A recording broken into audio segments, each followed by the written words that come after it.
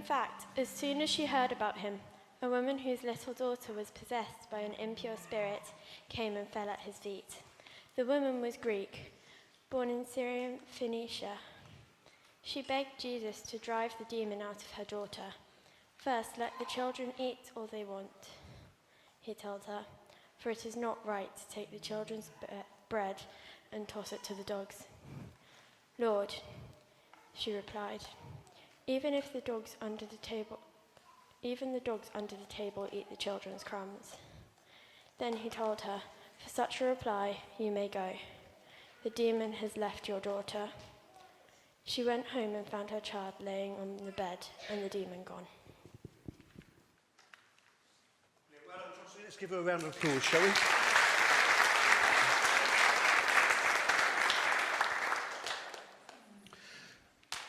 This woman is on her knees. She is exhausted. Her child is unwell. Anyone here ever had a child or someone they love who is unwell? Yeah? Isn't it awful when they're a little baby and they can't communicate with you, or they're a toddler and they just can't say what's wrong? It's annoying when they become teenagers and can tell you exactly what's wrong. My mum would say I was the worst person at being ill when I was growing up. I would say I was the most talented person at being ill when I was growing up. I was very dramatic about it. This lady's child is unwell and needs Jesus' help. And so Jesus comes to meet her. She comes to meet him, rather, and she asks Jesus to help her. But she's a foreigner for Jesus.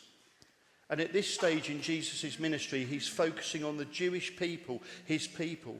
And so he says to her, I'm sorry, you can't have this. It's bread for my people. And she says, but don't even the dogs get crumbs that fall under the table?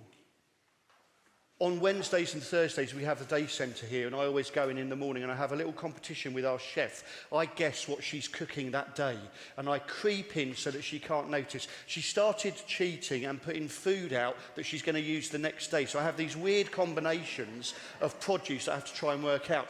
But I always work out, and then when I've worked it out, which I always do, I say to her, before I go back to my study, will there be any crumbs from the table for a poor little minister today, Ruth? I really lay it on thick. And she says, of course there will. And then Jenny's here this morning. She brings my meal in for me. Says, hello, Neil, how's your day? And Jenny, you do it brilliantly, don't you? Every single day. You weren't here last week. It wasn't done to the same level, okay? It was... You're here next week. Great. Thank you very much, Jenny. I'm not here on Wednesday, but I'll be here Thursday. We've got that sorted. Fantastic. And the lady says to Jesus, can't I have the crumbs that fall from the tables like the dogs? And Jesus' mind is opened up a little bit by this lady, because Jesus is fully God, but Jesus is also fully man. And so if we believe that Jesus was fully man, we believe that he learnt things as he grew, didn't he? Yeah? So Jesus wouldn't have gone into a maths degree exam at the age of 2 and sat down and got 100%, would he? He'd have been rubbish at it, because he's human as well as God. And so in this story, I believe Jesus' mind is opened up by this woman saying, come on, Jesus, be there not just for the Jews, but for everyone. And it's at this point in his story that his ministry widens so that he goes to other people as well. I took my youngest daughter, Evie, over to Sevenoaks this morning. She's got a dance show in a few weeks' time. It's one of these dance shows that goes on forever. Have you ever been in those? You go in, no beard, you come out with a white beard like Father Christmas. And you just want to see your child, don't you? You just think, can you do it so you have my child's ones all at the front, don't split them up through it, I can watch those and then I can leave. So we're going to go to that, and I can't wait. And I dropped her off for her rehearsal today. And as I was driving over to Sevenoaks and back, all I saw for the whole 40 minutes was people running. The weather's good, the sun's out, and there's just people running all the time, in pairs, on their own, in groups. You've got some people, they do the shuffle. Have you seen that?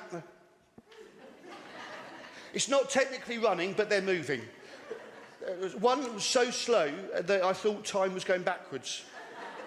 Then you've got some, they're really for it, aren't they? They've got all of the stuff on. What's it called? Not Formica, Lycra, that's it. They've got on. What is Formica? Is that what you make kitchen tables out of? You wouldn't want to run in that, would you? It would kill you.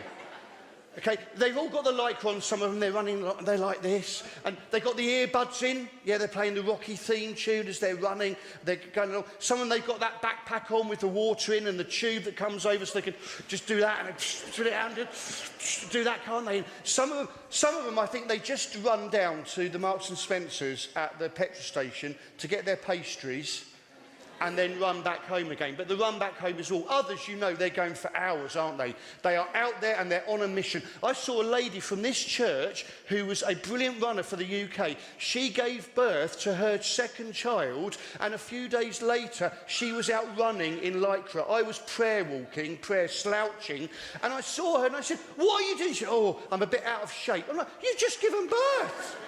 You're in Lycra. Give yourself a bit of room." Yeah? Martin Luther King Jr., at the height of the civil rights movement, when everyone was against him, it felt like, said, quoting from Isaiah really, "Keep running. And if you can't run, walk. And if you can't walk, crawl. But whatever you do, keep moving."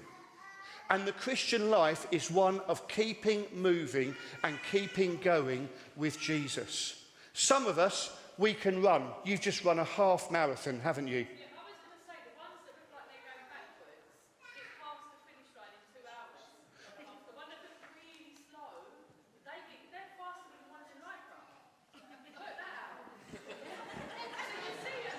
If you can't hear that, she just said the ones that look like they're running backwards actually get there quicker than the ones in Lycra. Wow. Thanks for that. Whatever way we're doing it, whether we're running backwards or we're in Lycra, just keep moving. Keep going to Jesus. I reckon this Syrophoenician woman, this foreigner who had no right to come to Jesus, was crawling at best. I reckon sometimes when her child was so ill, she just thought, "I don't want to move at all." But she does move. And she moves towards Jesus. It's always the best place to go. You see, Jesus isn't interested in how long we've been in church. Jesus isn't interested particularly in how much of the Bible we know. Jesus isn't that interested in if we can quote things. Jesus is interested in, are we moving towards him? Whether we're crawling, walking or running. So however you are at the moment, whether you're a crawler and you just want to stop, whether you're walking quite comfortably or whether you're running, keep going towards Jesus. Move towards him through our reading of the Bible, our praying, our hanging out with other Christians who help us to be more like him. Keep moving. If you're like me, there's times when you run in your faith. I've had times when I run. I have times when I walk. And I have times when I crawl. And Jesus loves me, and Jesus loves you. Jesus loves us when we're crawling, when we're walking, and when we're running. He doesn't love us more if we're running than if we're crawling. Because Jesus' love for us is not dependent on how fast we move. He loves us whatever and always will.